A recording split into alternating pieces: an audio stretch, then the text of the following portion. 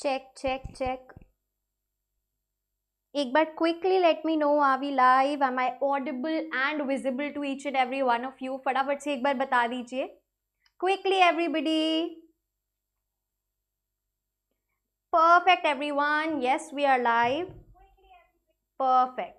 Hi everyone and welcome to our today's session. आज जो है हम अपनी फाइनली बुक 1 का लास्ट चैप्टर कवर करने वाले हैं, ग्लोबलाइजेशन। बहुत इंटरेस्टिंग चैप्टर है। आई एम प्रिटी श्योर सबका फेवरेट चैप्टर होगा क्योंकि मजा आता है पढ़ने में और हम रिलेट कर पाते हैं। हाँ या ना फटाफट से बताइए। और क्विकली जो चैट में है अपनी अटेंडेंस लगा देंगे फटाफट से सब, कौन कौन आ गया है क्लास में ग्लोबलाइजेशन कंप्लीट करने, both for your CBSE boards as well as CUET। perfect explanation रहेगी, one shot video, right? Hi everyone, फटाफट से प्रेजेंट लगा देंगे। Okay, I can see Chetna, Kriti, Yuvi, Riya, Divyanshi, Anushka, Khyati, Yashasvi, संस्कृति। ओके, बहुत बढ़िया। राहुल, ठीक है, बहुत सब जो है तैयारी से आ गए हैं। A very warm welcome to each and every one of you। तो चलिए शुरू करते हैं with our last chapter of book 1, globalisation. तो ग्लोबलाइजेशन से हम क्या समझ पा रहे हैं? ग्लोब शब्द आ रहा है एक, तो ग्लोब का मीनिंग क्या है यार? वर्ल्ड वाइड, जो पूरा अपना वर्ल्ड है, ग्लोब है, राइट? तो ग्लोबलाइजेशन हो रहा है, सब जो है इंटरकनेक्टेड हो रहे हैं, राइट? अभी मैं 1 मिनट में सीधा यूएस में वीडियो कॉल कर सकती हूँ, राइट? 1 मिनट में एक कॉल किया, एक टेक्स्ट किया, तो हम जो भी वर्ल्ड के दूसरे कॉर्नर में उससे कनेक्ट हो सकते हैं, राइट? तो ये है ग्लोबलाइजेशन। तो चलिए सबसे पहला जो हमारा टॉपिक है वो है द कॉन्सेप्ट ऑफ ग्लोबलाइजेशन। समझेंगे कि ये ग्लोबलाइजेशन आखिरकार है क्या, ठीक है? चलो, तो सबसे पहले कुछ एग्जाम्पल्स देखिए। यहाँ पे कुछ एग्जाम्पल्स बताए गए हैं हमें समझाने के लिए। Some farmers committed suicide because their crops failed। उनकी जो क्रॉप्स हैं, जो उनकी खेती थी, राइट, वो फेल हो गई। अच्छा जो है प्रोडक्टिविटी नहीं आई। They had bought very expensive seeds। उन्होंने बहुत महंगी सीड्स खरीदी थी, supplied by a multinational company, जो कि एक मल्टीनेशनल कंपनी ने उन्हें बेची थी। ठीक है जी, तो ये एक एग्जाम्पल है। यहाँ पे ग्लोबलाइजेशन का एलिमेंट क्या है? यहाँ पे ग्लोबलाइजेशन का एलिमेंट है एमएनसी, मल्टीनेशनल कंपनी से खरीद रहे हैं, कोई बाहर की कंपनी से। And Indian company bought a major rival company based in Europe. भाई एक इंडियन कंपनी में यूरोप की कोई कंपनी खरीद ली, ठीक है जी। तो यहाँ पे क्या दिखा रहे हैं? फिर से इंटरकनेक्शन हो रहा है। मैनी रिटेल शॉपकीपर्स, भाई जो शॉपकीपर्स हैं मार्केट्स में, वो उनको डर लगता है कि भाई उनका ये जो धंधा पानी है, उनकी जो रोजी रोटी है, राइट, सामान बेचना, वो जो है इंटरनेशनल कंपनीज छीन ले जाएंगी। क्यों? क्योंकि अब इंटरनेशनल ब्रांड्स आ गए हैं इंडिया में, राइट, क्लियर? तो यहाँ पे ग्लोबलाइजेशन का ये एग्जाम्पल है। एक फिल्म प्रोड्यूसर है मुंबई में, उस पे क्या आरोप लगाया कि भाई तुमने तो किसी हॉलीवुड मूवी की स्क्रिप्ट कॉपी पेस्ट कर दी है। तो ये भी ग्लोबलाइजेशन का एक एग्जाम्पल है। A militant group issued a statement threatening college girls who wear western clothes. कि भाई आप देखेंगे काफी सारे जो पॉलिटिशियंस है वो भी कहते हैं कि वैलेंटाइंस डे क्यों मना रहे हो, ठीक है, क्योंकि एक वेस्टर्न कॉन्सेप्ट है, वेस्टर्न कपड़े क्यों पहन रहे हो, राइट? तो ये सब क्या है? ग्लोबलाइजेशन के एग्जाम्पल्स हैं। चलो जी, अब हम कॉन्सेप्ट पे आते हैं विच इज वेरी इंपॉर्टेंट, जो आपके लिए सबसे जरूरी है, एग्जाम ओरिएंटेड, जो पूछा जाएगा कि भाई व्हाट इज ग्लोबलाइजेशन, ठीक है? तो भाई ये जो एग्जाम्पल्स हमने देखे, इससे क्या सीखा कि ग्लोबलाइजेशन पॉजिटिव भी हो सकता है और नेगेटिव भी हो सकता है, दोनों। भाई एक सिक्के के दो पहलू होते हैं, राइट, हेड्स या टेल्स, पॉजिटिव या नेगेटिव, ठीक है जी। These examples also show that globalization need not be only about the economic issues। केवल इकोनॉमिक इश्यूज नहीं है, केवल ट्रेड रिलेटेड नहीं है। जो चाइना ने यहाँ पे पूरा, आप देखेंगे चाइनीज प्रोडक्ट्स आ गए थे इंडिया में एक टाइम पे, वो क्या था? ट्रेड रिलेटेड, इकोनॉमिक था। यहाँ पे अब क्या है? कल्चरल भी जो है इन्फ्लुएंस होता है, ठीक है? तो ग्लोबलाइजेशन कई सारे प्रकार की है, वो हम अभी आगे चैप्टर में पढ़ने वाले हैं। बट ग्लोबलाइजेशन आखिरकार है क्या? तो चलिए कॉन्सेप्ट डेफिनेशन को समझते हैं, वेरी वेरी वेरी इंपॉर्टेंट, ठीक है? चलिए, globalisation as a concept fundamentally deals with flows. तो globalisation as a concept fundamentally यानी कि प्राइमरीली बेसिक लेवल पे फ्लोज के साथ डील करता है। अब फ्लो क्या है? पानी बहता है तो पानी फ्लो होता है, एक जगह से क्या हो रहा है दूसरी जगह जा रहा है ना, तो ये क्या है? एक फ्लो है। ठीक है, मैं फ्लो कर रही हूं, तो मैं पहले यहां थी अब मैं यहां आ गई हूं। अगर मैं स्टैटिक हूं यानी कि मैं एक ही जगह हूं, ठीक है, तो ग्लोबलाइजेशन डील्स विद फ्लोज, ये आप सभी को याद कर लेना है। ठीक है जी, अब किस तरीके के ये फ्लोज हैं? These flows could be of various kinds, अलग अलग तरीके के फ्लो हो सकते हैं। क्या हो सकते हैं भाई? आइडियाज हो सकते हैं। आइडिया एक जगह से दूसरी जगह पहुंच गया, ideas moving from one part of the world to another. दूसरा क्या है? कैपिटल। कैपिटल क्या होता है? Money, investment. ठीक है, शंटेड बिटवीन टू और मोर प्लेसेस। ठीक है जी, कैपिटल मनी की बात हो रही है। और यहाँ पे हम ये भी बात कर सकते हैं कि जो वी कैन से मशीन्स होती हैं, राइट, तो ये भी आ जाता है इकोनॉमिक्स में। कमोडिटीज, कमोडिटीज यानी कि थिंग्स, चीजें, है ना, जो ट्रेड होती हैं। जैसे पहले क्या था? शीन था, तो चाइना साइड से कपड़े आ जाते थे। आज के दिन अर्बैनिक है, लंदन से कपड़े आ जाते हैं, तो वो कमोडिटीज है जो ट्रेड हो रही है। एंड फाइनली पीपल, भाई आजकल हर कोई कनाडा और लंदन जा रहा है, सो पीपल जो better livelihood, better job opportunities के लिए दूसरी जगह मूव करते हैं। तो ध्यान देंगे जरा, क्विकली फटाफट से लिखेंगे, very very very important. So globalisation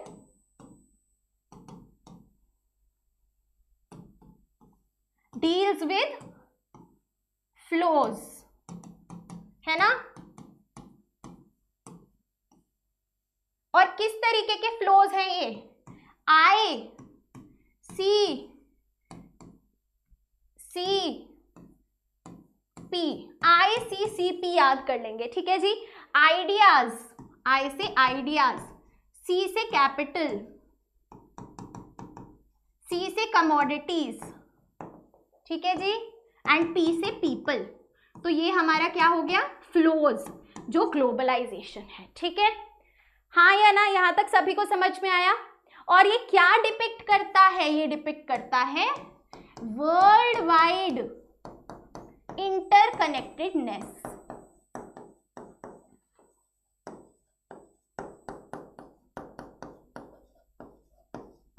world wide interconnectedness. Is it clear everyone? Chat में फटाफट से बताएंगे, quickly everybody, is it clear? तो ये हमारा क्या है? कॉन्सेप्ट है ऑफ ग्लोबलाइजेशन। कॉन्सेप्ट में आपका डेफिनेशन भी आ जाएगा। ठीक है,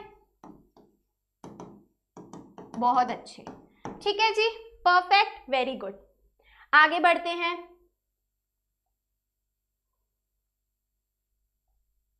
So the crucial element is the worldwide interconnectedness that is created and sustained as a consequence of this constant flow.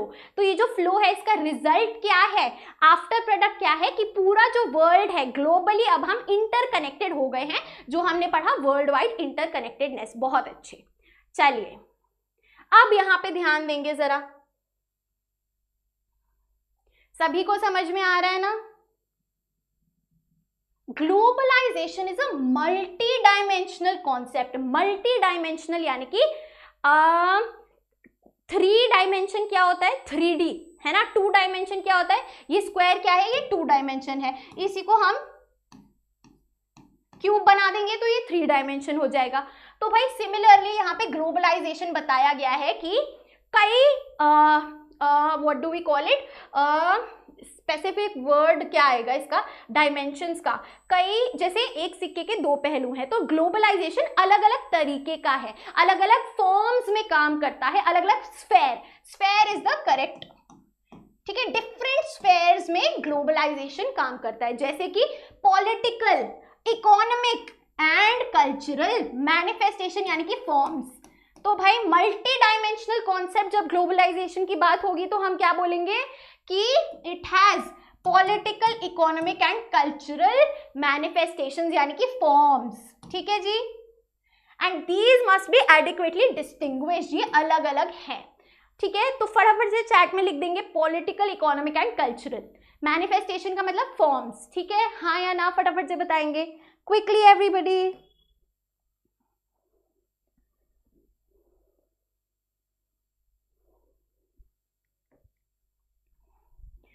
बहुत अच्छे। अच्छा, अब अगर हम इम्पैक्ट की बात करें तो ग्लोबलाइजेशन का जो इम्पैक्ट है वो अनइवन है, यानी कि हर जगह अलग अलग है, किसी जगह बहुत ज्यादा है, किसी जगह बहुत कम है, right. So the impact is uneven, एक जैसा नहीं है। इट अफेक्ट्स सम सोसाइटीज, कुछ सोसाइटीज को मोर ज्यादा इफेक्ट करता है then others, and some parts of some societies more than others, and it is important to avoid drawing general conclusions about the impact of globalization without paying sufficient attention to specific context। तो क्या बोला गया है कि globalisation जो है अलग अलग हर जगह हर इंसान के साथ, हर एक सोसाइटी के साथ डिफरेंट इम्पैक्ट है। भाई इंडिया पे हो सकता है ज्यादा असर है कल्चरल ग्लोबलाइजेशन का, वहीं यूएस पे कम असर है, राइट। तो हम जनरली कुछ नहीं बोल सकते कि ग्लोबलाइजेशन नेगेटिव है या ग्लोबलाइजेशन सिर्फ पॉजिटिव है। स्पेसिफिक जब हम बात करें किसी एरिया या सोसाइटी की, तभी हम बता सकते हैं कि ग्लोबलाइजेशन का इम्पैक्ट वहां पे कितना है, ये बताया गया है। आगे चलते हैं। चलिए जी, बहुत सिंपल टॉपिक है ये, तो बिना पढ़े आप बता सकते हो ग्लोबलाइजेशन की कॉजेज क्या हैं, क्या ऐसी चीजें हुई जिसकी वजह से ग्लोबलाइजेशन हो रहा है, वर्ल्ड वाइड इंटरकनेक्टेडनेस आ रही है। एक बार फटाफट से बता दो मुझे चैट में क्विकली, क्या वो चीजें हैं।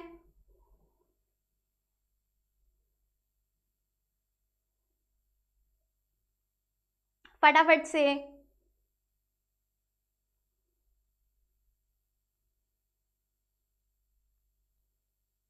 बताइए।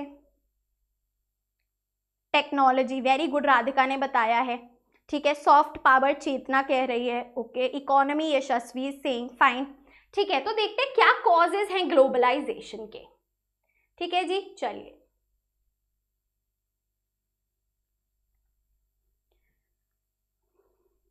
भाई ग्लोबलाइजेशन कोई नया कॉन्सेप्ट नहीं है, ग्लोबलाइजेशन तो हिस्टोरिकल टाइम से, ह्यूमन हिस्ट्री से होता आया है, ठीक है। बस फर्क ये है कि अब उसका स्केल जिस लेवल पे वो हो रहा है वो बढ़ गया है और स्पीड बढ़ गई है, ठीक है। तो ये दोनों चीजें बढ़ गई हैं, इसीलिए ग्लोबलाइजेशन हम पढ़ रहे हैं, होता आया है ह्यूमन हिस्ट्री से, फाइन, ठीक है जी, हाँ या ना। तो अब क्या डिफरेंस है, ज्यादा बड़े लेवल पे होता है और ज्यादा तेजी से होता है, ठीक है। चलो, while globalization is not caused by any single factor, कोई एक वजह नहीं है जिसकी वजह से ग्लोबलाइजेशन होता है, ठीक है। बहुत सारी चीजें हैं, लेकिन सबसे इंपॉर्टेंट क्या है, technology.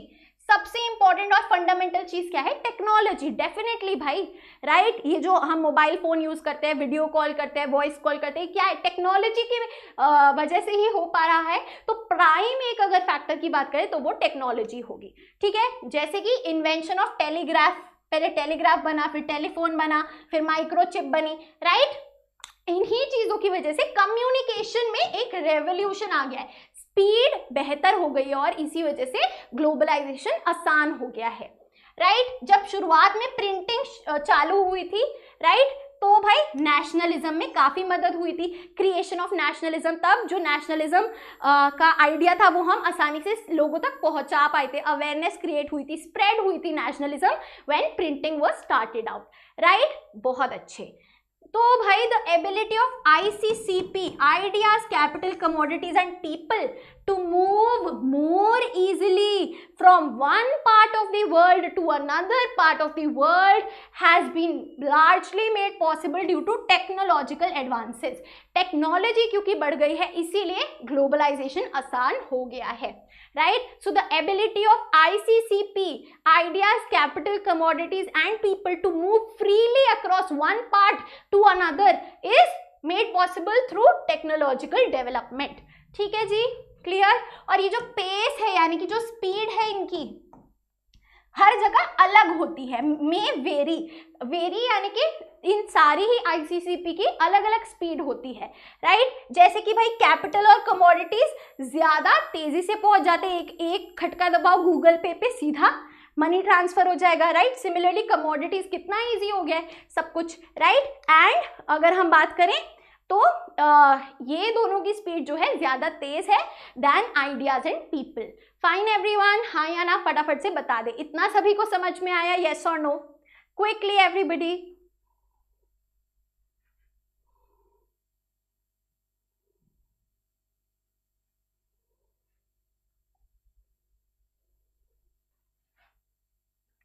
Globalization, however, does not emerge merely because of the availability of improved communications. जैसे हमने बात करी, टेक्नोलॉजी एक मेजर रीजन है, ठीक है, मेजर रीजन तो है, बट केवल वही रीजन नहीं है. It is not the only reason. It is also important for people in different parts of the world to recognise these interconnectedness with the rest of the world. तो भाई अगर हम टेक्नोलॉजी को भाव ही नहीं देते तो क्या वो इतनी पावरफुल हो पाती? जी नहीं, क्योंकि हम क्या देते हैं, क्योंकि हम इंपॉर्टेंस देते हैं, रिकॉग्नाइज करते हैं टेक्नोलॉजी को, इसीलिए वो ज्यादा फंडामेंटल हो गई है, right? For example, currently we are aware of the fact that events taking place in one part of the world could have an impact on another part of the world. अब हम समझते हैं ये चीज. भाई अगर चाइना में Covid originate हुआ तो हमें ये भी पता चल गया कि भाई हमारे यहाँ भी आ सकता है, राइट? सो जो इम्पैक्ट है एक जगह वो अब दूसरी जगह को भी तक भी पहुंच सकता है. जैसे कि बर्ड फ्लू और tsunami is not confined to any particular nation. तो now we have started recognising कि हाँ भाई अगर वहां हुआ है तो यहाँ भी हो सकता है, राइट एवरीवन? हाँ या ना? क्विकली.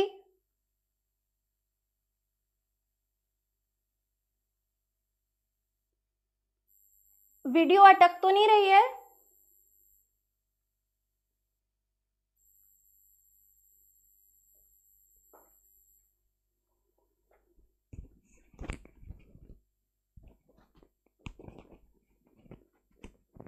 नहीं पक्का?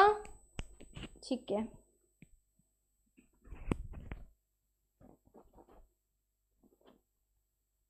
चलिए आगे चलते हैं. ओके, अब कॉन्सिक्वेंसेस पे शुरुआत करेंगे. 2 मिनट का वाटर ब्रेक लेते हैं, then we shall continue. Fine, चलिए.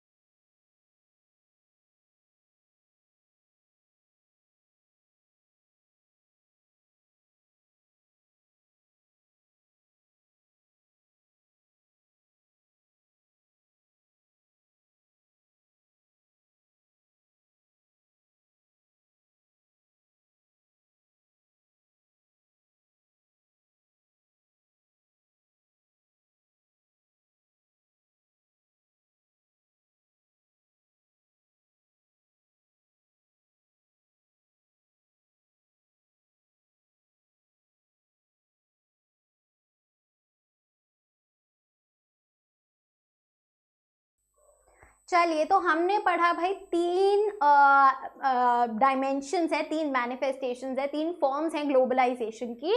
पहला क्या है? पॉलिटिकल, फिर क्या है इकोनॉमिक, फिर क्या है कल्चरल. तो पहले शुरुआत करते हैं पॉलिटिकल कॉन्सिक्वेंसेस से. सबसे इंपॉर्टेंट पार्ट है ये पूरे चैप्टर का, 6 मार्कर बन के आ जाता है, राइट? इवन 4 मार्कर्स बन सकते हैं, राइट? हाउएवर इस साल इस चैप्टर की वेटेज 4 नंबर है, तो वी आर एक्सपेक्टिंग कि ज्यादा कुछ आएगा नहीं, लेकिन फिर भी इवन फॉर CUET CBSE तैयारी तो करके चलनी ही है.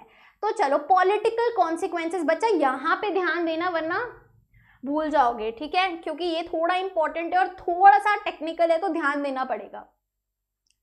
Eight the most simple level, basic level पे अगर हम बात करें तो globalisation results in an erosion of state capacity. अब ध्यान दो, जब भी पॉलिटिकल कॉन्सिक्वेंसेस की बात होगी तो हम स्टेट कैपेसिटी हमारा कीवर्ड है, ठीक है? पहले हम बात करेंगे कि भाई कुछ लोग हैं जो बोलते हैं कि स्टेट कैपेसिटी जो है ना वो कम हो जाती है, इरोड हो जाती है। इरोड यानी कि कम हो रही है, घट रही है, ठीक है। जैसे कि सॉइल इरोजन क्या होता है, जो सॉइल की ऊपर वाली लेयर है वो हट जाती है, राइट। तो स्टेट की जो कैपेसिटी है, स्टेट यानी कि गवर्नमेंट की जो कैपेसिटी है वो कम हो रही है, ठीक है। पहला सिंपल लेवल पे ये बोला गया है, right. That is the ability of government to do what they do. Government का जो काम है वो करने का, वो इंटरप्ट हो रहा है, कम हो रहा है ड्यू टू ग्लोबलाइजेशन, ये बोल रहे हैं कुछ लोग। All over the world, the old welfare state is now giving way to a more minimalist state that performs certain core functions such as the maintenance of law and order and the security of its citizens। तो समझो, ये जो बात यहाँ बोली है इसको justify किया गया है कि भाई पहले आपने देखा होगा सोवियत सिस्टम कैसा था, स्टेट वेलफेयर था, राइट। तो ओल्ड वेलफेयर स्टेट जहां पे जो गवर्नमेंट है वही सब कुछ कर रही है, सब्सिडीज दे रही है, मैन्युफैक्चरिंग कर रही है, हर चीज कर रही है, ठीक है। वो अब किस चीज से सब्स्टिट्यूट हो रही है कि भाई जो गवर्नमेंट है वो बहुत कम चीजों में इन्वॉल्व है, मिनिमलिस्ट स्टेट, यानी कि गवर्नमेंट का रोल मिनिमल हो गया है, राइट। केवल कोर फंक्शंस, जो मोस्ट इंपॉर्टेंट फंक्शंस है वो अब गवर्नमेंट जो है प्ले करती है, जैसे कि लॉ एंड ऑर्डर को मेंटेन करना और सिक्योरिटी को मेंटेन करना। Is it clear everyone? हाँ या ना? फटाफट से बताएंगे quickly। So the state withdraws from many of its earlier welfare functions। जो पहले वो करती थी welfare functions, अब वो नहीं कर रही है, withdraw हो गई है उससे। Directed at economic and social well-being, जो पहले economic और social well-being के लिए, बेहतरी के लिए सोसाइटी के जो स्टेट करती थी पहले, अब वो नहीं करती, withdraw हो गई है, ठीक है। अब क्या हो रहा है, वेलफेयर स्टेट की जगह पे क्या आ गया है, एक market. It is the market that becomes the prime determination of economic and social priorities. बच्चा यही फर्क है, लेफ्ट जो हम बात करें वो वेलफेयर है, राइट, लेफ्ट गवर्नमेंट जैसे बात करते हैं, और जो राइट है वो आपका मार्केट पे, market forces of demand and supply, ये हर चीज रेगुलेट करते हैं, गवर्नमेंट की इन्वॉल्वमेंट नहीं होती है, ठीक है। क्लियर? हाँ या ना? तो ये क्या है, क्या प्रूव करा है, इरोजन ऑफ स्टेट कैपेसिटी।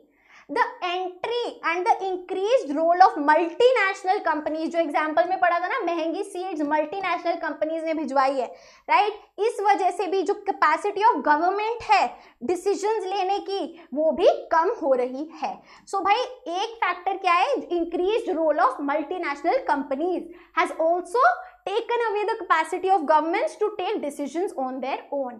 तो ये क्या है, ये नेगेटिव इम्पैक्ट है, नेगेटिव कॉन्सिक्वेंसेस है किसके, पॉलिटिकल,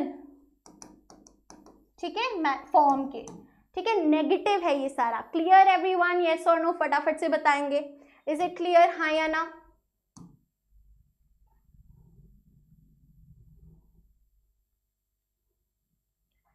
चलिए आगे चलते हैं। अब यहाँ पे पॉजिटिव की बात करेंगे, जो लोग दूसरी कह रहे हैं कि भाई globalization does not always reduce state capacity, कि हमेशा ग्लोबलाइजेशन स्टेट कैपेसिटी कम नहीं करती है, ठीक है। जो प्राइमेसी है स्टेट की, राइट, जो स्टेट की अथॉरिटी है, जो स्टेट की इंपॉर्टेंस है, वो अभी भी सेम है। द इंपॉर्टेंस ऑफ स्टेट यानी कि importance of government continues to be the unchallenged basis of political community, कि भाई ग्लोबलाइजेशन हो या ना हो, जो इंपॉर्टेंस है, जो सुप्रीमेसी है स्टेट की, वो तो है ही है, right. The old jealousies and rivalries between countries have not ceased to matter in the world politics। अभी भी not ceased यानी कि अभी रुकी नहीं है, राइट, अभी भी एग्जिस्ट करती हैं जो भी राइवलरीज या वॉर्स थी कंट्रीज के बीच में, जो भी उनके कॉन्फ्लिक्ट्स है अभी भी प्रेजेंट हैं।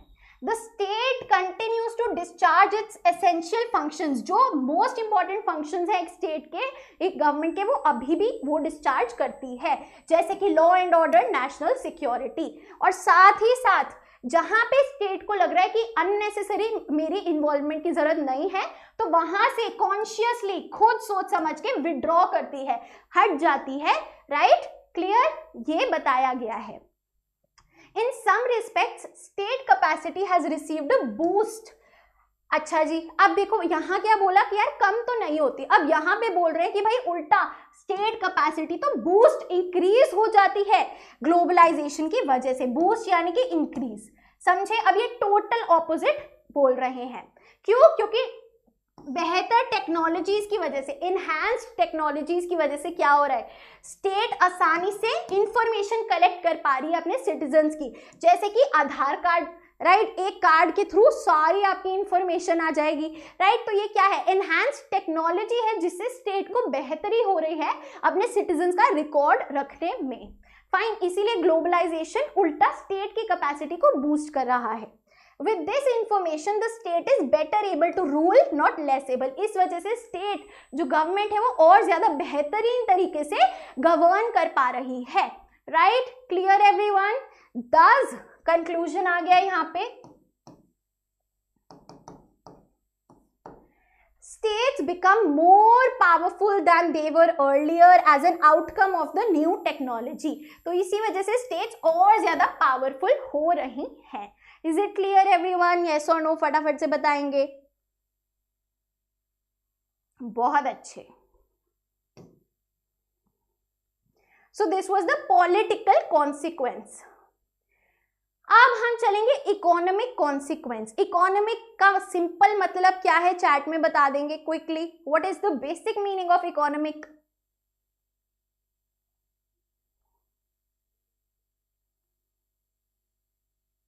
Quickly, what is the basic meaning?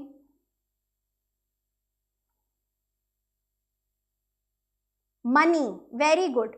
Yashika Sharma ने बताया मनी रिलेटेड, बहुत बढ़िया। कैपिटल रिलेटेड, वेरी गुड कृति। ठीक है, ट्रेड रिलेटेड, वेरी गुड आरती, बहुत बढ़िया। चलिए तो इकोनॉमिक कॉन्सिक्वेंसेस देखते हैं, इकोनॉमी में क्या इफेक्ट पड़ता है।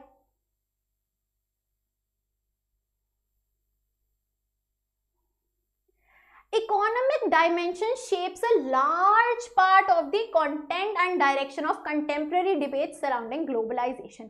तो इकोनॉमिक डायमेंशन, ये जो इकोनॉमिक फॉर्म है ना, ये एक मेजर पार्ट है, सबसे जरूरी पार्ट है ग्लोबलाइजेशन का।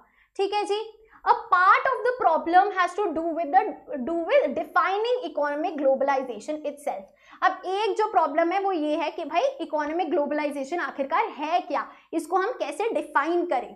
ठीक है, तो the mention of economic globalization draws our attention immediately to the role of international institutions like IMF and world trade organization and the role they play in determining economic policies across the world. तो देखो क्या बोल रहे हैं ये कि economic globalisation की जब बात करते हैं ना, तो सीधा सीधा जो दिमाग में है वो इंटरनेशनल इंस्टीट्यूशंस आ जाते हैं।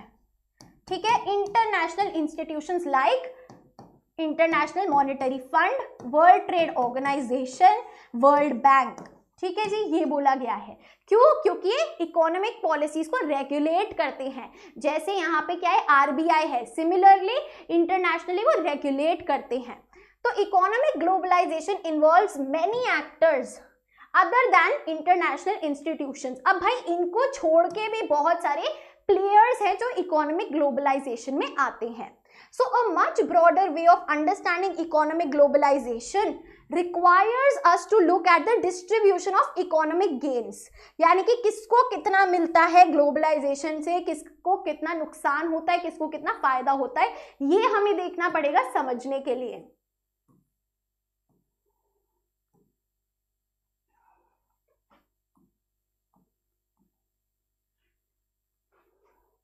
Economic globalization usually involves greater economic flows among different countries of the world.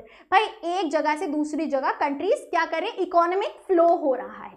ठीक है, कुछ जो है वॉलंटरी होता है, कुछ फोर्स्ड होता है bye international institutions and powerful countries. कुछ मजबूरी में करना पड़ता है कि भाई IMF ने बोला या वर्ल्ड बैंक ने बोला, या पावरफुल कंट्रीज से आप मैनिपुलेट होके किसी छोटी कंट्री की हेल्प कर रहे हो, राइट? ऐसा करके तो कुछ वॉलंटरी होता है ये इकोनॉमिक ट्रांजैक्शन फ्लोज, कुछ फोर्स्ड होता है।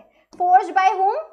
इंटरनेशनल इंस्टीट्यूशंस और पावरफुल कंट्रीज। ठीक है, दिस फ्लो और exchange can take various forms. अब ये अलग अलग तरीके का हो सकता है भाई। कमोडिटीज, आप चीजों का लेन देन कर रहे हो, आप कैपिटल पैसे का कर रहे हो, लोगों का कर रहे हो, आइडियाज का कर रहे हो। आईसीसीपी हमने बात करी, फ्लोज में आईसीसीपी आता है। तो भाई globalization has involved greater trade in commodities across the globe. तो इकोनॉमिक की बात करें तो कमोडिटीज में बहुत ज्यादा ट्रेड होता है। द रिस्ट्रिक्शंस, जो रिस्ट्रिक्शंस है, रिस्ट्रिक्शंस यानी कि बैरियर्स, आप रोक रहे हैं इंपोर्ट अपनी कंट्री में, जो दूसरी कंट्रीज लगाती हैं on allowing imports of other countries have been reduced. तो भाई एलपीजी कब इंट्रोड्यूस हुआ, फटाफट से बताओ। पॉलिटिकल साइंस बुक 2 का last chapter, quickly quickly everyone, फटाफट से बताएंगे। 1991 में, बहुत बढ़िया। कमेंट्स में ये भी बता दो कि हु इंट्रोड्यूस्ड और किसकी गवर्नमेंट के अंडर इंप्लीमेंट हुआ था। इंट्रोड्यूस्ड और इंप्लीमेंट दोनों बता दो। तो एलपीजी में बच्चा ग्लोबलाइजेशन जी से है, पी से प्राइवेटाइजेशन और एल से लिबरलाइजेशन है। अब लिबरलाइजेशन का मतलब क्या है कि अगर हम किसी दूसरी कंट्री से इंपोर्ट कर रहे हैं तो हम पहले टैरिफ, टैक्स लेते हैं, ठीक है, टैक्स, एडिशनल टैक्स इंपोर्ट लगाते हैं उस प्रोडक्ट में ताकि वो महंगा हो जाए और लोग ना खरीदें। तो भाई इन टैरिफ्स को, इन टैक्सेस को कम कर दिया गया, इन टैक्स को कम कर दिया गया इंपोर्ट पे, ताकि क्या हो, इंपोर्ट इंक्रीज हो, राइट, और ज्यादा ट्रेड बूस्ट हो। समझे बात। तो यही यहाँ पे बताया गया है कि जब कमोडिटीज का लेन देन होता है, जब इंपोर्ट करते हैं तो टैरिफ्स को कम कर दिया, या फिर जो कोटाज है कि भाई इससे ज्यादा क्वांटिटी हम इंपोर्ट नहीं करेंगे, उसको भी कम कर दिया, राइट। इन सारे ट्रेड बैरियर्स को कम कर दिया ताकि ट्रेड को हम बूस्ट कर सके। ठीक है, बहुत अच्छे, वेरी गुड। हाँ, तो भाई इंट्रोड्यूस किसने किया था, राजीव गांधी ने, और इंप्लीमेंट किसने किया था, पीवी नरसिम्हा राव ने। ठीक है, बहुत अच्छे, very good. So the restrictions on movement of capital across countries have also been reduced. तो commodities और capital का लेन देन अब restrictions, जो barriers हैं वो कम कर दिए गए हैं। अगर हम operational terms में बात करें तो जो इन्वेस्टर्स हैं रिच कंट्रीज में, वो अपना पैसा किसी भी टाइम दूसरी कंट्री में लगा सकते हैं। They can invest their money in countries other than their own, जिसको हम क्या बोलते हैं, फॉरेन डायरेक्ट इन्वेस्टमेंट, राइट। जहां पे वो भाई यूएस की कोई कंपनी इंडियन कंपनी में इन्वेस्ट कर रही है, पैसा लगा रही है, तो ये क्या है, फॉरेन इन्वेस्टमेंट है, राइट। बहुत अच्छे। Globalization has also led to the flow of ideas across national boundary. आगे चलते हैं।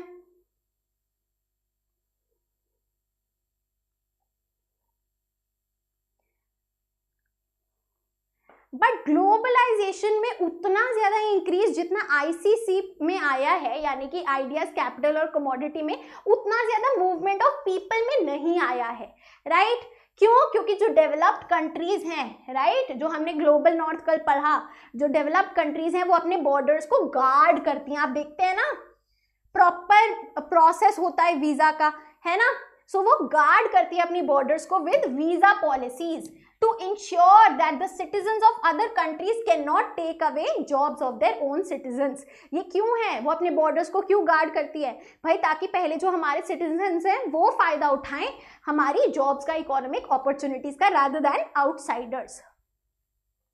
So while globalization has led to similar economic policies adopted by governments in different parts of the world, this has generated vastly different outcomes in different parts of the world। तो भाई economic policies similar हो पाई हैं, जैसे कि हमने क्या पढ़ा, trade barriers को कम किया गया है ना, लिबरलाइजेशन किया गया है, लेकिन डिफरेंट आउटकम्स है, सभी के लिए डिफरेंट रिजल्ट रहा है।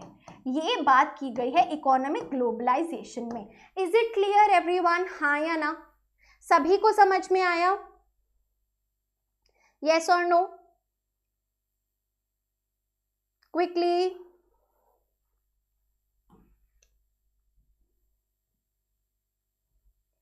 चलो भाई, अब बात करते हैं पॉजिटिव और नेगेटिव की। वो सब तो समझाने के लिए था, मेन अब आता है। तो देखो, economic globalization has created an intense division of opinion all over the world. ठीक है जी, ऑल ओवर द वर्ल्ड कोई पॉजिटिव मानता है इकोनॉमिक ग्लोबलाइजेशन को, कोई नेगेटिव मानता है। तो भाई जो लोग सोशल जस्टिस के लिए कंसर्न है, उन्हें डर लगता है कि भाई क्योंकि स्टेट का विड्रॉल हो रहा है, स्टेट कैपेसिटी कम हो रही है, राइट, तो हमारा नुकसान ना हो जाए। पहले हमें ज्यादा प्रिविलेजेस मिल रही थी, स्टेट का रोल ज्यादा था, तो प्रॉफिट मैक्सिमाइजेशन कम था, राइट। तो यहाँ पे नेगेटिव की बात कर रहे हैं कि भाई सोशल जस्टिस के बारे में जो सिटीजन कंसर्न है, उन्हें डर लगता है कि कहीं स्टेट के विड्रॉल की वजह से ये और ज्यादा नेगेटिव ना चला जाए। They point out that it is likely to benefit only small section of population. वो क्या कहते हैं, केवल कुछ ही लोगों का फायदा है इकोनॉमिक ग्लोबलाइजेशन में, only small section of population will be benefited, है ना। और बाकी जो लोग हैं जो डिपेंडेंट थे किस पे, गवर्नमेंट पे डिपेंडेंट थे जॉब्स के लिए, वेलफेयर के लिए, उनको बहुत ज्यादा वी कैन से इम्पावरिशमेंट होगी, यानी कि वो और ज्यादा पावर्टी की तरफ धकेले जाएंगे, उनके लिए कोई फायदा नहीं है, right, because they were dependent on government, और गवर्नमेंट का विड्रॉल हो रहा है ग्लोबलाइजेशन की वजह से। They have emphasised the need to ensure institutional safeguards. तो क्या बोला है, क्या बोला है, क्या कर सकते हैं, क्या स्टेप ले सकते हैं, इंस्टीट्यूशनल सेफगार्ड्स बनाए जाएं या फिर सोशल सेफ्टी नेट्स, ये सारे कीवर्ड्स हैं, इंस्टीट्यूशनल सेफगार्ड या फिर सोशल सेफ्टी नेट बनाए जाएं, जिससे जो नेगेटिव इफेक्ट हैं ग्लोबलाइजेशन के वो कम से कम हो। ठीक है, स्पेशली जो लोग पुअर हैं, इकोनॉमिकली वीक हैं, उनके लिए ज्यादा गवर्नमेंट जो है एक इंस्टीट्यूशनल सेफगार्ड बनाए, जैसे कि रिजर्वेशन करे या फिर सोशल सेफ्टी नेट्स बनाए कि उन पे ध्यान दिया जा रहा है अलग से। समझे बात, हाँ या ना, yes or no?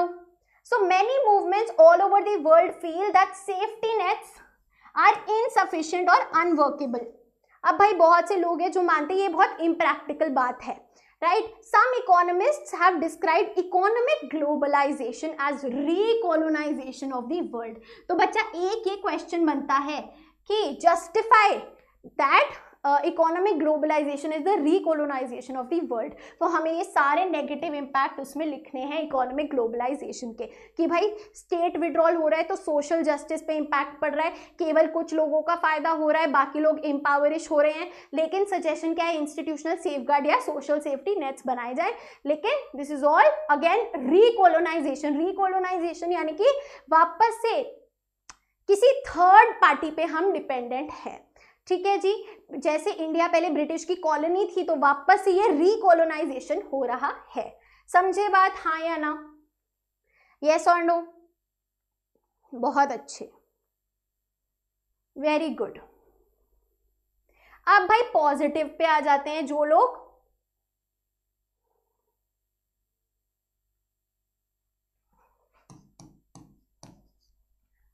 हित में है, right, those who support economic globalization. Advocates जहां भी आएगा समझो सपोर्टर्स, ठीक है, जो लोग सपोर्ट करते हैं। Advocates of economic globalization argue that it generates greater economic growth. ठीक है, इससे इकोनॉमी बढ़ रही है भाई। जब हम ट्रेड करेंगे, इंपोर्ट एक्सपोर्ट होगा, तभी तो फॉरेन एक्सचेंज आएगा, तभी तो इकोनॉमी ग्रो होगी, है ना। एंड ज्यादा लोग फायदे में आ रहे हैं, लार्जर सेक्शंस ऑफ पॉपुलेशन का वेलबींग हो रहा है इसके कारण से। ठीक है, when there is deregulation. Deregulation का क्या मीनिंग है इकोनॉमिक स्टूडेंट्स? डीरेगुलेशन बताइए, अभी जो हमने डिस्कस किया उसी से रिलेटेड है एवरीवन।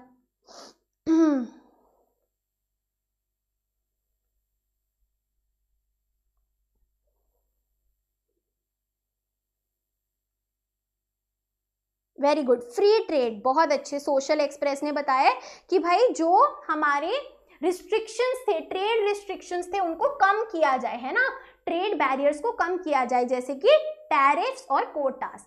ठीक है, ग्रेटर ट्रेड, जब ज्यादा ट्रेड होगा कंट्रीज के बीच में, तो हर एक कंट्री की इकोनॉमी जो है वो बेहतर करेगी, right. So greater trade among countries allows each economy to do what it does best. भाई अगर जो अरब नेशंस है वो ऑयल प्रोड्यूसिंग कंट्रीज हैं, तो वो ऑयल एक्सपोर्ट करते हैं तो उनका भी फायदा हो रहा है, और बाकी चीजें जिसमें वो अच्छे नहीं है प्रोड्यूस करने में वो इंपोर्ट करते हैं। तो ग्रेटर ट्रेड हर एक कंट्री जो बेस्ट करती है उसको और ज्यादा इनहैंस करता है। They also argue that economic globalization is inevitable. Inevitable यानी कि जो जिससे आप पीछा नहीं छुड़ा सकते, right? And it is not wise to resist the march of history, और हम इसको चाह के भी नहीं रोक सकते। मोर मॉडरेट, अच्छा अब ये तो एक्सट्रीम सपोर्टर्स थे, राइट, जो एकदम पॉजिटिव मानते हैं। अब जो मॉडरेट सपोर्टर्स हैं, जो बीच बीच में है of globalization, say that globalization provides a challenge that can be responded to intelligently without accepting it uncritically। तो वो कहते हैं कि यार माना ग्लोबलाइजेशन के कुछ पॉजिटिव्स भी हैं, नेगेटिव्स भी हैं, तो ये हमारे लिए चैलेंज है कि हम इसको कैसे यूज करते हैं अपनी कंट्री के लिए। What however cannot be denied is the increased momentum towards interdependence। भाई ये तो मानना पड़ेगा कि हम इंटरडिपेंड हो गए हैं, यानी कि किसी और कंट्री पे डिपेंड हो गए हैं। जैसे कि अगर हम बात करें कि फॉर एग्जाम्पल बाहर से हम बहुत ज़्यादा फूड इंपोर्ट करने लगे थे, राइट? जब हमारी इकोनॉमी बहुत वीक थी तो फूड के लिए भी हमें इंपोर्ट करना पड़ता था, तो हम किसी और कंट्री पर डिपेंड हो गए कि वो हमें खाना देगी। तो क्या है, ज्यादा डिपेंडेंस हो रही है, सेल्फ सफिशिएंसी नहीं हो रही है। And integration between governments, businesses and ordinary people in different parts of the world is a result of globalization। Interdependence है और साथ ही में सब बहुत ज्यादा इंटीग्रेट हो गए हैं, यूनिफाई हो गए हैं, कनेक्ट हो गए हैं एक दूसरे से। Is it clear everyone? Yes और नो फटाफट से बताएंगे क्विकली। बहुत अच्छे। इसके बाद हम चलेंगे कल्चरल कॉन्सिक्वेंसेस पे। वेरी इंटरेस्टिंग, वेरी इंपॉर्टेंट, सभी को बहुत मजा आता है। इसमें दो टर्म्स हैं, कल्चरल होमोजेनाइजेशन और कल्चरल हेट्रोजेनाइजेशन। 2 मिनट का वाटर ब्रेक लेते हैं and then we'll move on to this.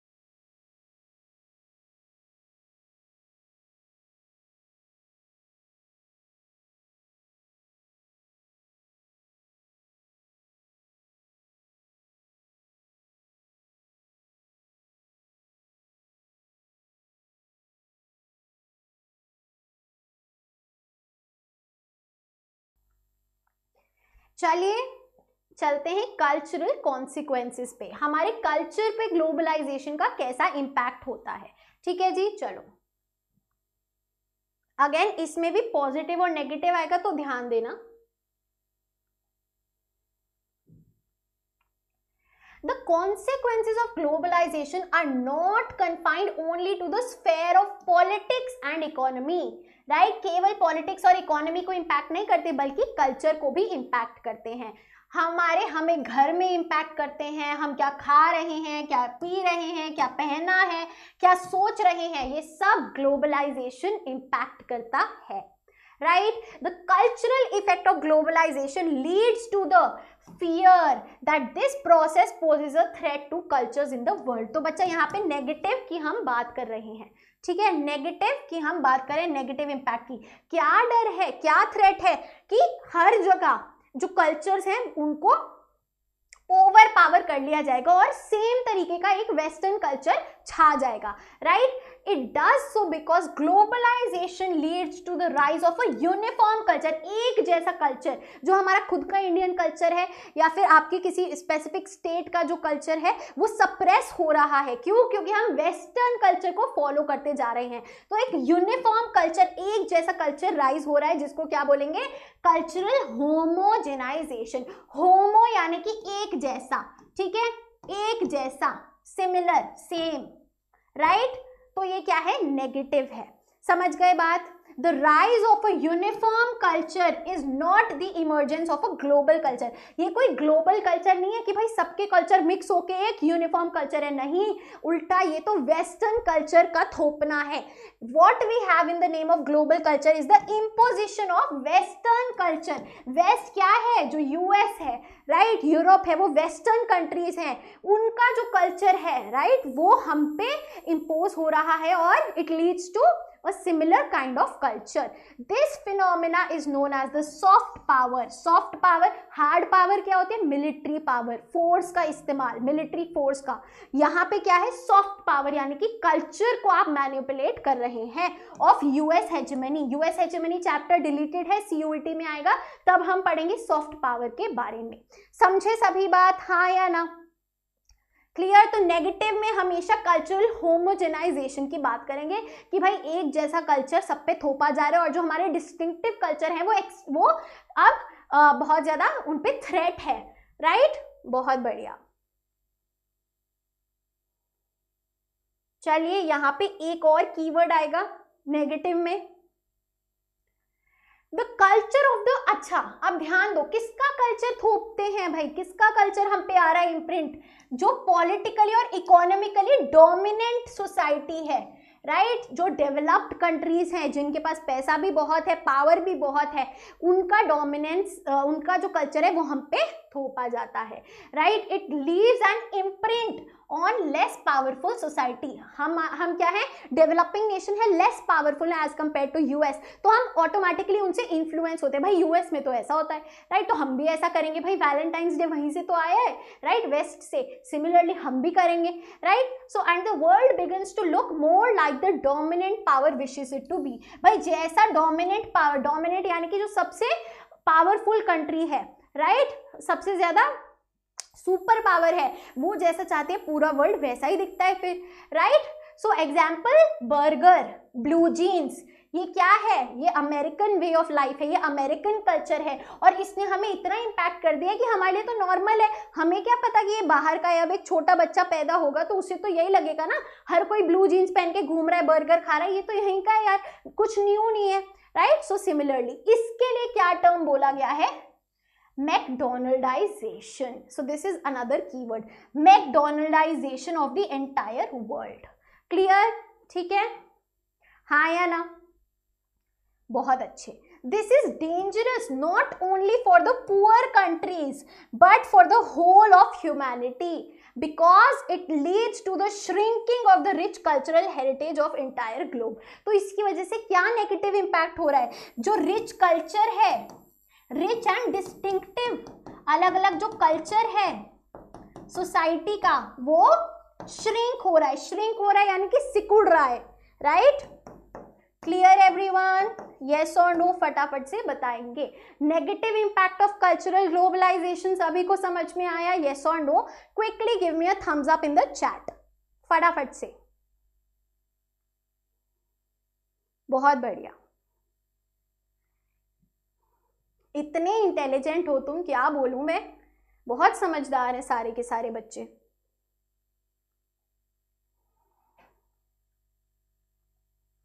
It would be a mistake to assume that cultural consequences are only negative. तो आप बुराई करिए, चुगली करिए तो थोड़ी तारीफ कर देते हैं, पॉजिटिव की बात करते हैं, ठीक है. चलिए, so cultures are not static things. ये कोई स्टैटिक थिंग नहीं है जो कभी चेंज नहीं होगा, राइट. ये समय के साथ बदलता है. ऑल कल्चर्स, हर एक कल्चर में बाहर के कुछ ना कुछ इन्फ्लुएंस आ ही जाते हैं समय के साथ साथ. बदलते समय के साथ साथ सोच भी बदलती है, कल्चर भी बदलता है, right. So some external influences are negative because they reduce our choices, right. अब कोई ऐसा इन्फ्लुएंस है कि भाई जिसकी वजह से मुझे एक अनारकली और एक लहंगा चोली में चूज करना पड़े, मतलब समझो कि बहुत ज्यादा चॉइस कम हो गई है, ठीक है। बट अब क्या है, एक ऐसा कल्चर आ गया है कि मेरे पास 5 ऑप्शंस है, ठीक है। मेरे पास अनारकली भी है, लहंगा चोली भी है, मेरे पास जीन्स भी है, ठीक है।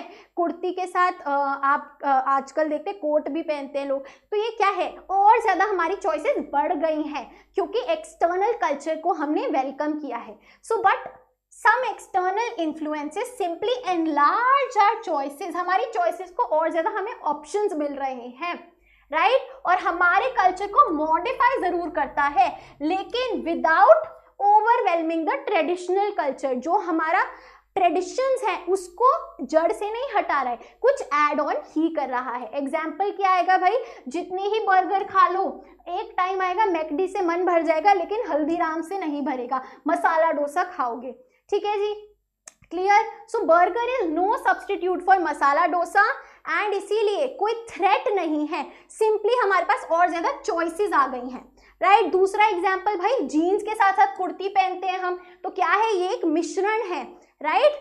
अपने दोनों कल्चर को साथ में मिक्स कर दिया, डाइवर्सिफाई कर दिया है। ब्लू जीन्स के साथ कुर्ती पहनते हैं, खादी कुर्ता पहनते हैं, तो क्या हो रहा है, हेट्रोजेनाइजेशन हो रहा है। हेट्रोजेनाइजेशन यानी कि डिफरेंट कल्चर्स, राइट, और ज्यादा ऑप्शंस मिल रहे हैं। So cultural heterogenisation. So here the outcome of outside influence is a new combination that is unique. एक नया मिश्रण बन गया है, नया कॉम्बिनेशन बन गया है जो अलग है, जैसे कि खादी कुर्ता जीन्स के साथ, राइट, क्लियर, बहुत अच्छे। तो भाई हम ये भी देखते हैं आजकल तो कि अमेरिका में भी कुर्ता पहन रहे हैं लोग with blue jeans.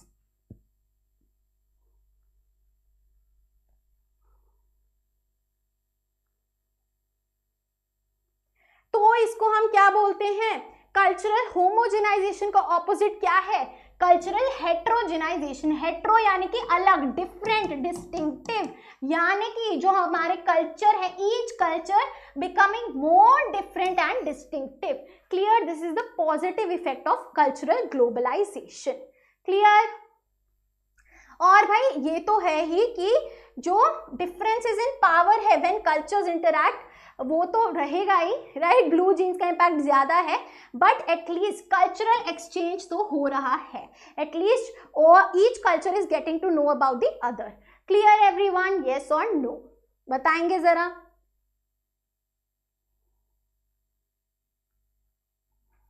Indo western clothes, very good, perfect example. चलिए जी, इसके बाद हमारा जो टॉपिक है वो है इंडिया एंड ग्लोबलाइजेशन, ठीक है जी, इंडिया और ग्लोबलाइजेशन, ठीक है। चलिए, तो थोड़ा सा हिस्ट्री में जाएंगे और इंडिया का सफर देखेंगे ग्लोबलाइजेशन के साथ में।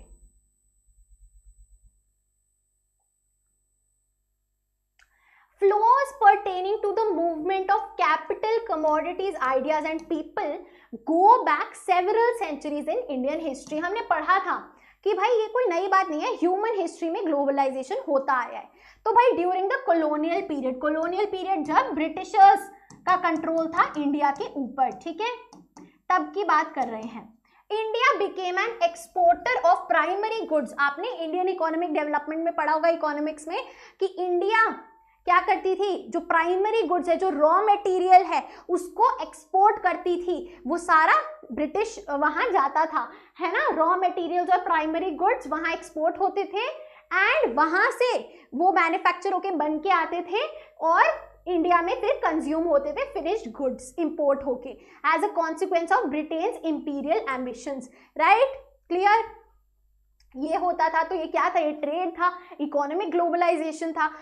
आफ्टर इंडिपेंडेंस 1947 के बाद से क्या हुआ है, because of this experience with the British we decided to make things ourselves rather than relying on others. तो हमने सेल्फ सफिशिएंसी पे फोकस किया क्योंकि पहले पास्ट एक्सपीरियंस बेकार हो चुका था।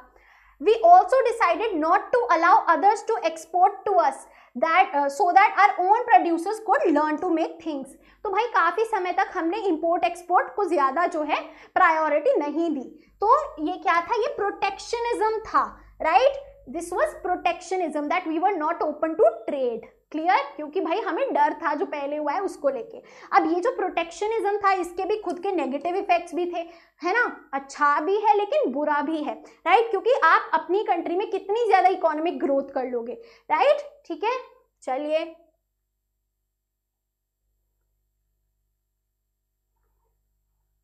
तो भाई मोस्टली जो सेक्टर्स थे, हेल्थ, हाउसिंग, प्राइमरी एजुकेशन, इनमें हम ज्यादा इनको इसमें ज्यादा तरक्की नहीं कर पाए और ज्यादा अटेंशन भी नहीं दे पाए, राइट, क्लियर। और इसी वजह से जो हमारी इकोनॉमिक ग्रोथ है वो ज्यादा कोई अच्छी खास नहीं थी, ठीक है, इकोनॉमिक ग्रोथ ज्यादा अच्छी नहीं हो रही थी। फिर जो मैंने आपको बताया एलपीजी 1991 में लिबरलाइजेशन, प्राइवेटाइजेशन, ग्लोबलाइजेशन हुआ, ठीक है। जब हम फाइनेंशियल क्राइसिस में थे तो हमने चाहा कि भाई इकोनॉमिक ग्रोथ ज्यादा हो तो we opened our economy. India embarked on program of economic reforms, new economic reforms, right, that sought increasingly to deregulate, deregulate यानी कि ट्रेड बैरियर्स को हटा देंगे, जो प्रोटेक्शनिज्म था इसको हटा देंगे, राइट, जो टैक्स था इंपोर्ट पे वो घटा देंगे, क्लियर, ताकि ट्रेड बूस्ट हो पाए और फॉरेन इन्वेस्टमेंट, बाहर का पैसा हमारे देश में आ पाए, जिससे इकोनॉमिक ग्रोथ होगी। आई बात समझ में? हाँ या ना? तो 3 फेजेस में हमने इंडिया एंड ग्लोबलाइजेशन को डिवाइड किया। ब्रिटिश टाइम पे जब हम कॉलोनी थे, उसके बाद इंडिपेंडेंस के बाद, उसके बाद 1991, ठीक है, हाँ या ना?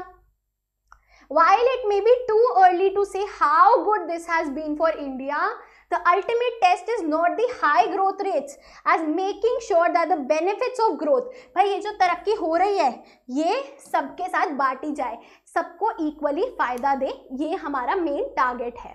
Clear everyone? यस और नो? बहुत बढ़िया, बहुत अच्छे। अब चलते हैं रेजिस्टेंस टू ग्लोबलाइजेशन पे। रेजिस्टेंस का मीनिंग क्या होता है एक बार फटाफट से बताएंगे? ठीक है, this is our second last topic. बताइए जरा, रेजिस्टेंस यानी कि कौन बताएगा सबसे पहले? नहीं, बदलाव नहीं होता जी, नहीं, रुकावट, वेरी गुड, रोकना किसी चीज को, ठीक है, बहुत अच्छी। सो हम कैसे ग्लोबलाइजेशन को रेजिस्ट कर सकते हैं, रोक सकते हैं?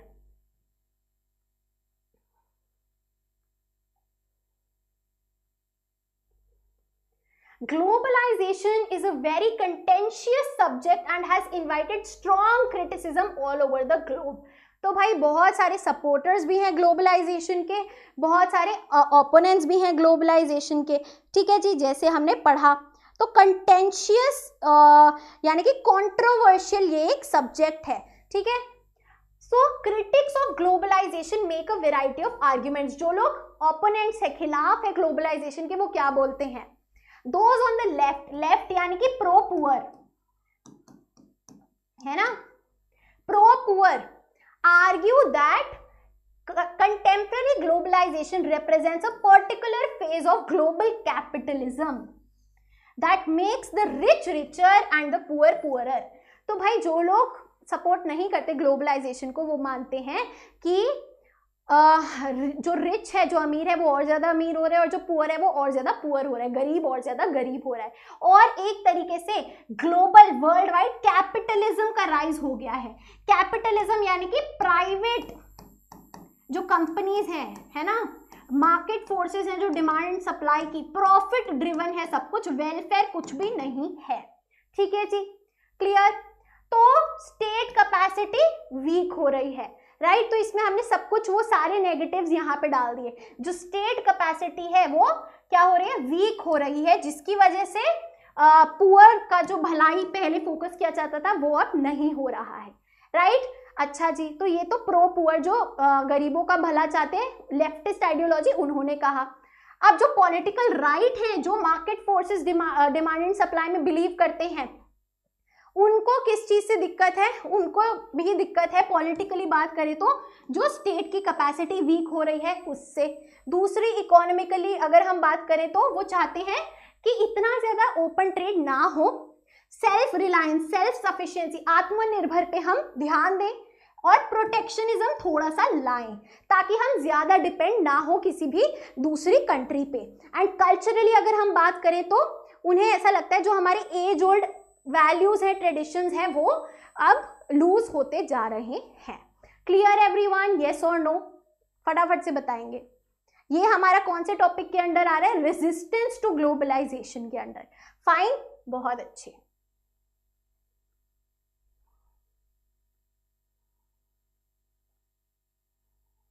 It is important to note that anti-globalization movements to participate in global networks align with those who feel like them in other countries. तो भाई जो लोग ग्लोबलाइजेशन के खिलाफ मूवमेंट करते हैं, आवाज उठाते हैं, है ना, एंटी ग्लोबलाइजेशन मूवमेंट करते हैं, तो आयरॉनिक बात ये है कि वो अपने जैसे लोगों के साथ जो ग्लोबलाइजेशन के हित में नहीं है, कनेक्ट कैसे करते हैं? ग्लोबलाइजेशन के through, right? So many anti-globalization movements are not opposed to the idea of globalization per se, as much as they are opposed to specific program of globalization which they see as a form of imperialism. तो mostly जो anti-globalization movements होती है वो proper जो concept of globalization है उससे दुखी नहीं है, कुछ specific policies या कुछ specific program से problem है उन्हें। ठीक है जी, yes or no? फटाफट से बताएंगे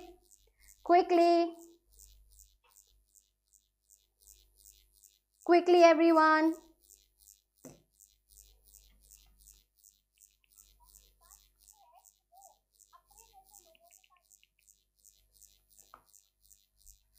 चलिए, इंपॉर्टेंट फॉर एमसीक्यूज, ध्यान देंगे यहाँ पे। अब ये एंटी ग्लोबलाइजेशन मूवमेंट्स की बात है, ठीक है? एक बार मैं चेक कर लेती हूँ। ग्लोबलाइजेशन मूवमेंट होती है वो प्रॉपर जो कॉन्सेप्ट ऑफ ग्लोबलाइजेशन है उससे दुखी नहीं है, कुछ स्पेसिफिक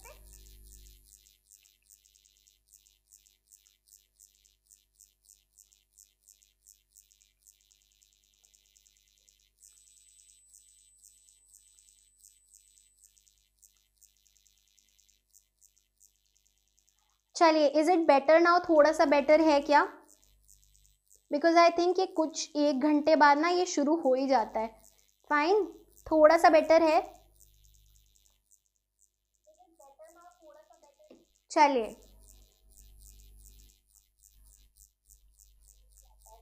फाइन, थोड़ा सा बेटर है। 1 सेकेंड दो फिर।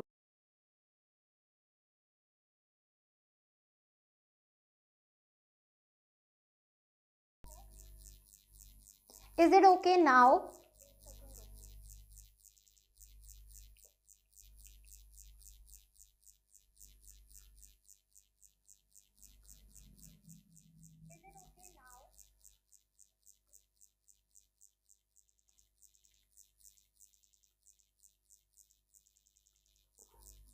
Check.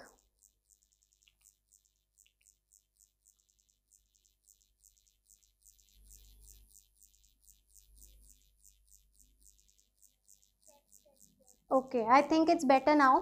चलिए, okay, so anti globalisation movements के एग्जाम्पल देखें तो 1999 में World trade Organization ministerial meeting हुई, जहां पे बहुत सारे प्रोटेस्ट हुए at Seattle, alleging unfair trade practices by economically powerful states. जो डेवलप्ड कंट्रीज हैं, जो पावरफुल कंट्रीज हैं, वो क्या कर रही हैं? अनफेयर ट्रेड प्रैक्टिसेस कर रही हैं अपने फायदे के लिए। ठीक है जी, क्लियर? तो इसको लेके यहाँ पे प्रोटेस्ट्स हुए। It was argued that the interests of developing world were not given sufficient importance in evolving global economic system। कि भाई डेवलपिंग नेशंस पे ध्यान नहीं दिया जा रहा है जब हम इकोनॉमिक डेवलपमेंट की बात कर रहे हैं तो। ठीक है जी। The World Social Forum WSF is another global platform जहां पे काफी सारे लोग साथ में आते हैं, जैसे कि human rights activists, environmentalist, labour, youth and women, और ग्लोबलाइजेशन को अपोज करते हैं। राइट, तो ये कुछ एमसीक्यूज के लिए इंपॉर्टेंट डेटा है। First world Social forum meeting कब हुई? पोर्टो एलेग्रे ब्राजील में 2001 में हुई। फोर्थ कब हुई? 2004 में मुंबई में। लेटेस्ट कहाँ हुई? ब्राजील में मार्च 2018 में. So this is important for your MCQs perspective. Clear? Moving on to our last topic for the chapter जो है India and resistance to globalization. India में कैसे ग्लोबलाइजेशन को रेजिस्ट करते हैं, रोकने की कोशिश करते हैं. तो ध्यान देना, जब क्वेश्चन आए तो इंडिया के लिए पूछा गया है या जनरली पूछा गया है. ठीक है, चलिए. There have been left-wing protests to economic liberalization voiced through political parties as well as through social forums like Indian Social Forum. तो भाई जो लेफ्ट विंग यानी कि प्रो पुअर प्रोटेस्ट हैं, राइट, वो इकोनॉमिक लिबरलाइजेशन को लेके हुए हैं कि क्यों इकोनॉमी को इतना फ्री ट्रेड, ओपन ट्रेड करवाया है, राइट. किसने करे हैं? पॉलिटिकल पार्टीज ने भी और इंडियन सोशल फोरम ने भी. ठीक है, चलिए. Trade unions of industrial workforce as well as those representing farmer interests have organized protests against the entry of multinationals. Right, तो फार्मर्स प्रोटेस्ट भी हुए हैं, ट्रेड यूनियंस ने भी साथ आके आवाज उठाई है जब मल्टीनेशनल्स को ज्यादा वी कैन से एंट्री दी जा रही थी तब. ठीक है जी. The patenting of certain plants like neem by American and European firms has also generated considerable oppositions. भाई कई सारी अमेरिकन और यूरोपियन फर्म्स ने हमारे जो एज ओल्ड प्लांट्स हैं, राइट, जिनको हम यूज करते हैं, राइट, वैदिक मेडिसिन की तरह, उनको पेटेंट करा लिया कि उन्होंने डिस्कवर किया. इस पे भी काफी ज्यादा आवाज उठाई गई है. चलिए, अब पॉलिटिकल राइट की बात करें तो बच्चा आपने देख लिया, जब भी रेजिस्टेंस की बात हो गई तो हम लेफ्ट और राइट में डिवाइड कर देंगे अपने आंसर को कि भाई जो लेफ्ट प्रो पुअर है वो क्या कह रहे हैं और जो राइटिस्ट है वो क्या कह रहे हैं, राइट. तो पॉलिटिकल राइट को क्या प्रॉब्लम है भाई? कल्चरल इन्फ्लुएंसेस से प्रॉब्लम है, जैसे कि availability of foreign TV channels, right, ये अपना नेटफ्लिक्स वेटफ्लिक्स सब आ जाता है भाई, है ना, प्रोवाइडेड बाय केबल नेटवर्क्स. ठीक है, celebration of valentine's day, right, westernization of dress tastes of girls students in schools and colleges. तो पॉलिटिकल राइट को बहुत सॉफ्ट पावर से दिक्कत है कि भाई टीवी चैनल्स वेस्टर्न हो गए हैं, वैलेंटाइंस डे जैसी चीजें मनाते हो, छोटे कपड़े पहनते हो, ये सब. ठीक है, फाइन, बहुत अच्छे. चलिए, इसी के साथ हमारा पूरा चैप्टर कंप्लीट होता है, right. Last chapter of our book 1 globalisation has been completed. 3 हमारे फॉर्म्स हैं, political, economic and cultural, right. हर एक टॉपिक हमने कवर कर लिया है. I think it is pretty clear now. किसी को कोई भी दिक्कत नहीं होगी इस चैप्टर में. हाँ या ना एक बार फटाफट से चैट्स में बता देंगे. Quickly everyone. हेल्पफुल रहा सेशन? सभी को समझ में आया? यस और no? Yes, very well done. पूरा चैप्टर खत्म हो गया है, सब कुछ एनसीईआरटी में आप देख लेंगे. जो लास्ट टॉपिक है वो यही है. फाइन, बहुत अच्छे. चलिए एवरीवन, अब बच्चा इसी के साथ मैं आपको पहले ही बता दूं, हमारी पूरी जो स्मार्ट बोर्ड सीरीज है वो कंप्लीट हो गई है. पूरा बुक 2 का आपको स्मार्ट बोर्ड सीरीज प्लेलिस्ट में डिस्क्रिप्शन में डाल दूंगी, देख लेना वीडियोस जाके. ठीक है, बुक 2 पूरी कंप्लीटेड है, बुक 1 आज पूरी कंप्लीटेड हो गई है, 1 शॉट में smart board series, right. Clear, this is best for your revision जरूर करें इससे, राइट. सारे चैप्टर्स आपको मिलेंगे. अब जो हमारा शेड्यूल है वो आप एक बार कम्युनिटी सेक्शन या टेलीग्राम चैनल पे देख लो. कल हमारी जो क्लास होने वाली है वो रहेगी हमारे कार्टून क्वेश्चंस पे, राइट. सो कल जो हमारी 7 बजे क्लास होगी उसमें हम साथ में कार्टून क्वेश्चंस मिलके करेंगे. So make sure to join in. बाकी सारी 1 शॉट वीडियोस आप प्लेलिस्ट में देख लें, चैनल पे जाएं, प्लेलिस्ट पे क्लिक करें और political science smart board videos में रिवीजन वीडियोस मिल जाएगी. और एक और प्लेलिस्ट है पॉलिटिकल साइंस की, जिसको कुछ भी समझ में नहीं आया अभी तक, बेसिक प्रिपरेशन के लिए वो वाली वीडियो है जिसमें एनसीईआरटी के साथ नोटबुक रख के मैंने पढ़ाया है. फाइन एवरीवन, ठीक है, क्लियर, बहुत अच्छे. I hope it is clear now. बच्चा टेलीग्राम चैनल, हर चीज की लिंक आपको डिस्क्रिप्शन बॉक्स में मिल जाएगी. ये जो टाइटल लिखा है इस पर क्लिक करोगे, नीचे डिस्क्रिप्शन बॉक्स में सब कुछ मिल जाएगा. फटाफट से ज्वाइन कर लो. क्लियर, फाइन, बहुत अच्छे. सिंपली आप टेलीग्राम पे ह्यूमन आर्टिस्ट भी अगर सर्च करोगे ना, 20,000 समथिंग फॉलोअर्स हैं, उस पर क्लिक करके ज्वाइन कर लेना. ठीक है, चलिए everyone, thank you so much for joining in. मिलते हैं नेक्स्ट क्लास में नए टॉपिक के साथ। अब कल से हमारी प्रॉपर चैप्टर्स छोड़ के बाकी सारी तैयारी होगी, जिसमें हम कार्टून क्वेश्चंस करेंगे, उसके बाद मैप वर्क करेंगे, फिर इंपॉर्टेंट क्वेश्चन आंसर्स करेंगे, सैम्पल क्वेश्चन पेपर करेंगे और वन शॉट रिविजन करेंगे बिफोर आवर बोर्ड एग्जाम। चलिए everyone, thank you so much for joining in. मिलते हैं नेक्स्ट क्लास में। I hope you like the video and if you did, please like, share and subscribe to the channel. You are at Humanities. Happy learning and I'll see you in the next video. Bye everyone. Take care.